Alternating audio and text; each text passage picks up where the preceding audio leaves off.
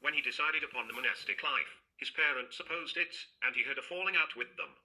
Having a bad temper, Jerome never saw them again, nor did he ever mention them again in his writings. In 373 AD, when Jerome was in his mid-20s, he went east, because the Greek world was the land of education and higher theological learning. He met Evagrius in Antioch and began learning the Greek language. Later he also learned Hebrew thoroughly. From 379 to 382 he lived in Constantinople, where he met Gregory of Nyassa. He also took Gregory of Nazianzus as his teacher. Jerome began reading all the writings of Origen as well as others that were recommended to him.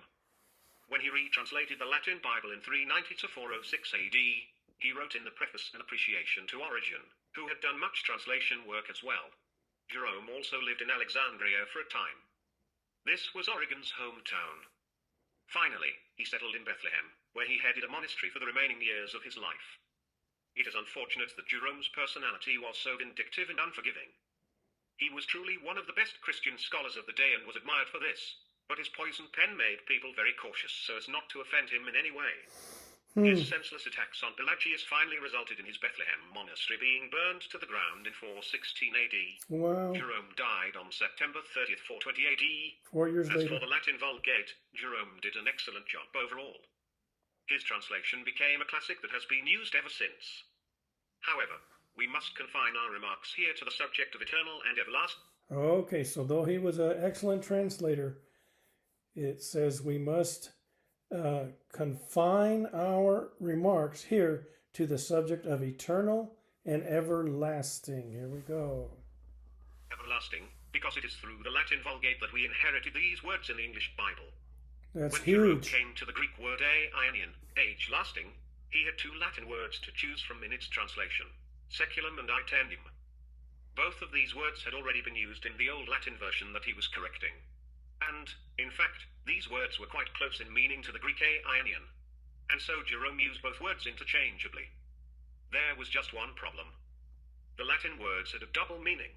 According to a footnote in Augustine's City of God, 22I, we read, the words eternal and eternity from Latin aeternius, eternitus, are related to evum, which means both unending time and a period of time, for the second meaning the commoner word is etas.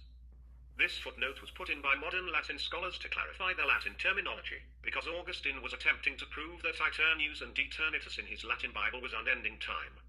Recall the verse we quoted earlier, Psalm 45:6, 6 Thy throne, O God, is forever and ever, Olam Vad, the age and beyond. A sceptre of uprightness is the sceptre of thy kingdom. Jerome translated this phrase to read in Latin, in aeternium et ultra, into eternity and beyond. It is obvious that Jerome knew that aeternium referred to a limited period of time, an age, rather than eternity as we know it today, for there is nothing beyond eternity. At any rate, Jerome used both seculum and aeternius in the Latin Vulgate. 1200 years later, the King James translators simply followed the Vulgate in their rendering of these words. Whenever the Vulgate said aeternius, the KJV said eternal. Whenever the Vulgate said seculum, the KJV reads world. This is why the KJV in Matthew 13, 39 and 40 reads the end of the world instead of the end of the age. Our modern word, secular, means pertaining to this world order, or to this age. It is not that Jerome's translation was incorrect. His words were technically accurate.